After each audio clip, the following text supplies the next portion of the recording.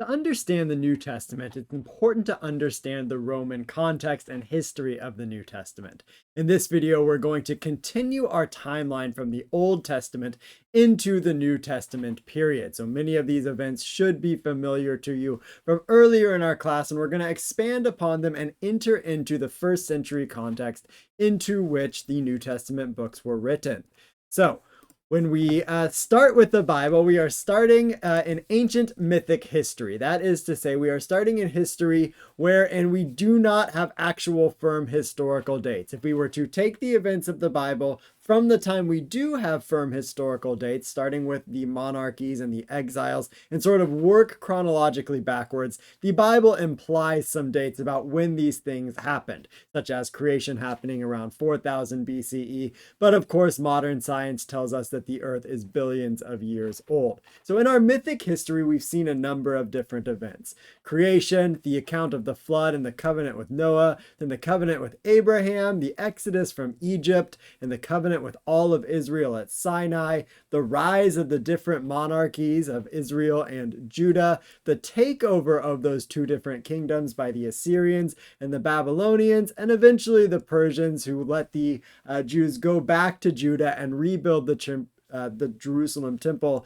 in their repatriation process, and on to the rebuilding of the Second Temple, which was completed in about 515 BCE. We have sort of left off largely with the Greek Empire, and this is sort of where we pick up the story and move into the Roman Empire. So once Alexander the Great spreads his empire throughout the sort of known inhabited world at that time, creating sort of the largest empire the world had ever known in the form of the Greek Empire, Alexander dies and does not leave an heir.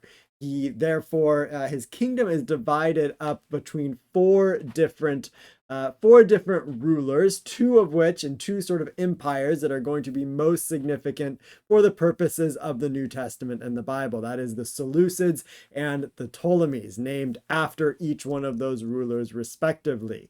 And what happens is the sort of area of the Holy Land, Jerusalem, Judah, and Palestine, what we now call the Holy Land, sort of butted up between the Seleucid and the Ptolemaic Empire. So in this way, it became sort of a hot zone between the two, and there was often conflict. And we find that Jews and Jerusalem sort of went back and forth from Seleucid and Ptolemaic control. And under the Ptolemies, Jews sort of had the regular practice that they had under the Persians of sort of being able to exert their Jewish identity, to do the things as they normally did.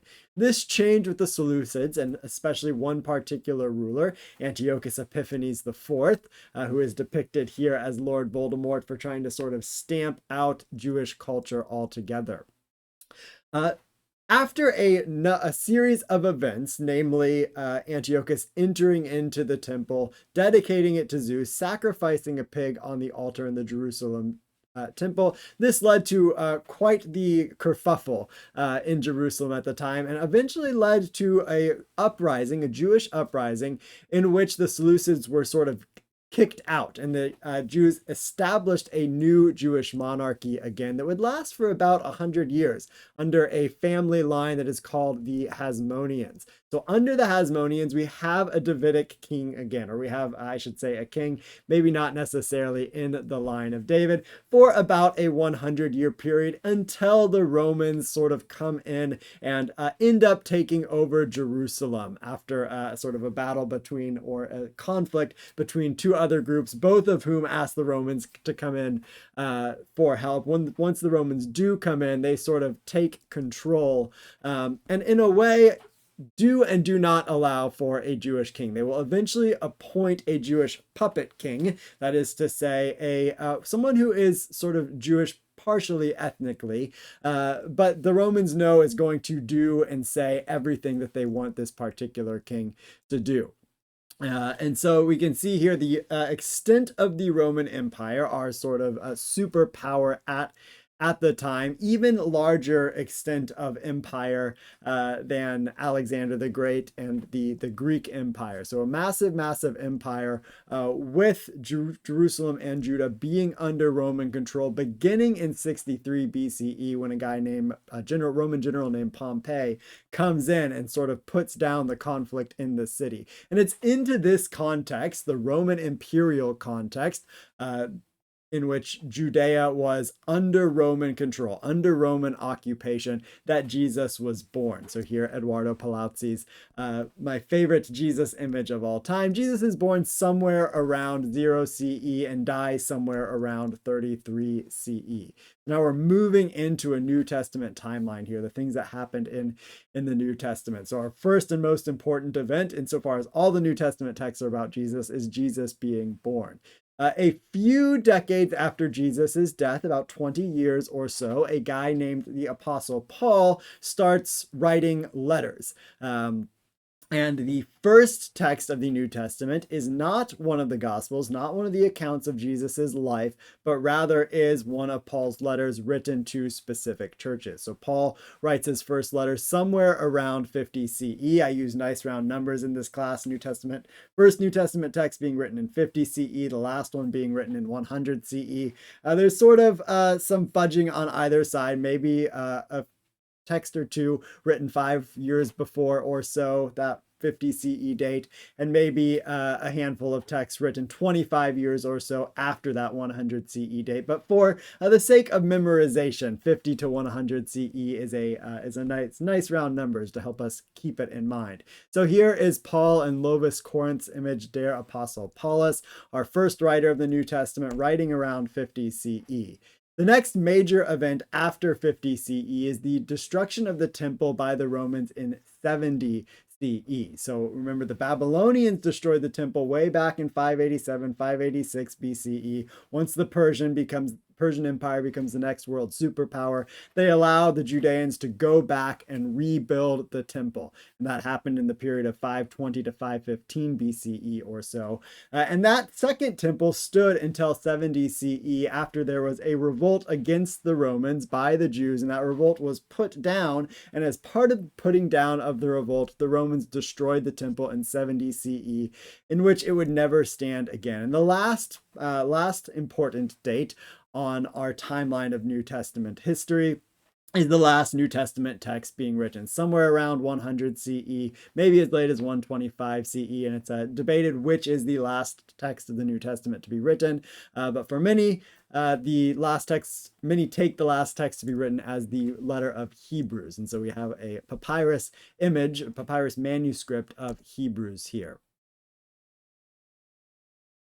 All right, so all of our New Testament texts are going to be written in this 50-year period between 50 and 100 CE in the Roman imperial context. So to get us a little bit more on sort of specific New Testament timelines, so we sort of continued our general timeline all the way down to 100, 125 CE. I'm going to give us a little bit more specifics on with respect to different New Testament events and texts. So Paul and Jesus are born around the same time. Paul is going to be one of our writers of the New Testament documents. He wrote letters and wrote a sort of the largest majority of New Testament texts. It's sort of debated among scholars who is older, Jesus or Paul, but Paul may be a handful of years older than Jesus, both born around 5 BCE to 1 CE. And in the period of about 27 to 30 or 33 CE, Jesus has an itinerant rural and Jewish ministry. That is to say, Jesus is moving around the world in rural contexts, not in cities, sort of the backwaters of Galilee, and preaching a message about the kingdom of God largely to Jews. That is not to everyone in the world, but specifically to those who are Jewish. Through a series of events, Jesus gets in trouble in Jerusalem and is ultimately crucified and resurrected around 33 CE. After this point in time, Paul also has a ministry. Paul's ministry also is moving about. It's also itinerant. He's moving to different cities, however. So Paul's ministry is not rural. It's not in the backwaters. He's traveling from city to city in the Roman Empire and largely proclaiming a message to Gentiles. And his message is that Gentiles can worship the Jewish God through the death and resurrection of Jesus. So for Paul, sort of with respect to Gentiles, certain Jewish actions, and especially circumcision, are not required for Gentiles to be able to worship the Jewish God. So in Paul's ministry, he's going around the world proclaiming his message, getting people to believe his message, and establishing communities. And he is then going to write letters to these different communities, most of which he has established. And he's writing letters in the period of about 50 to 65 CE. Just before the temple is destroyed, or just after the temple is destroyed in 70 CE, we have our first gospel being written. So 70 CE, the destruction of the temple, is going to be a key dating point for many New Testament texts, whether or not the text was written before the temple was destroyed or after the temple was destroyed. And with respect to the Gospels, the first gospel is written probably sometime around the destruction of the temple. Some scholars of Mark will say just before, some scholars of Mark will say just after. The other gospels and letters are going to follow upon the Gospel of Mark. So when I say the other letters, I mean non-Pauline letters. So the Gospels that are not Mark, that is Matthew, Luke, and John, are going to be written in the period of about 80 to 95 CE, and Acts written in that same period as well, probably around 95 CE, until our last New Testament text is written around 100 to 125 CE. So Revelation and Hebrews are generally thought to be the later of the New Testament texts to be written. So that gets us some specific dates with respect to a New Testament timeline. I want to do the same thing for a timeline of Rome and Judea. I've alluded to a couple of these different things, but we're going to get some more specific dates out there. We've talked about 63 BCE. This is when the Roman commander Pompey takes over Jerusalem. He comes in and sort of puts down a conflict between two different parties, and ultimately at this point, Rome takes control of Jerusalem. There is no more Jewish king sort of in that Davidic or Hasmonean line in this case. So no more king in Judea and Jerusalem once the Romans come in 63 BCE. And what they do is they appoint governors of Judea, first a governor who is not really seen as a king, and then a little bit later on in 37 BCE, we have Herod the Great, who is appointed the client, again, scare quotes, king of Judea. And his kingship is in scare quotes here because he's sort of a puppet king, that Rome is really the one in control. It's not as though Judea is really autonomous at this point. They don't have political independence at this point in time.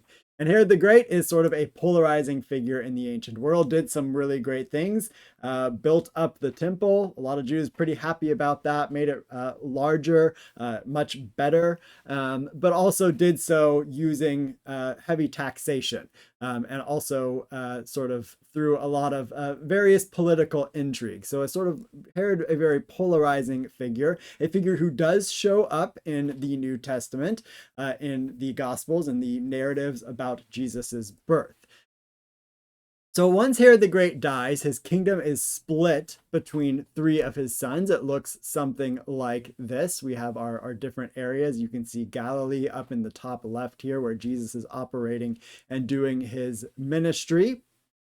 And for a while, but not that long, about a decade or so, this works. But in 6 CE, Roman governors end up taking over Judea and Jerusalem. They no longer allow for Jewish governors because things aren't really sort of working well between Romans and Jews in this period after Herod the Great dies. So in 6 CE, we have no more puppet king. The Romans are sort of firmly in control of Judea at this point. And it's under the Roman control of Judea in the first half of the 1st century CE that Jesus is crucified as a political insurrectionist. Under the Roman governor, not Jewish governor, under the Roman governor Pontius Pilate, though Jewish authorities per the Gospels are involved in some way in Jesus's death. And sort of this whole period, starting with Herod the Great, and ending ultimately in 70 CE with the destruction of the temple, we sort of have this popular Jewish unrest. That is to say, there is dissatisfaction with the way that things are happening, and it ultimately leads to the destruction of the temple in 70 CE, which Josephus describes and is an eyewitness to. So I leave the text up here. I'm not going to read it for us, we have an eyewitness to the destruction of the temple in 70 CE who wrote up what he saw. And so it's and here finally we have this is a relief from the Ark of Titus, which is the emperor who came in and put down the popular Jewish uprising and destroyed the temple, of the things from the temple being taken out after it was destroyed by the Romans. So the Romans parading the different things of the temple out. So there you have it. Our timeline of biblical history continued through the New Testament period. Remember, our most important dates for the New Testament period are going to be sort of beginning with the rise of the Roman Empire in Jerusalem in 63 BCE, continuing down to 100 CE. And so in that first half of the first 100 years of the Common Era, we have Jesus being born, doing his ministry, and in the second half, from 50 to 100 CE, that's when the texts of the New Testament were ultimately written.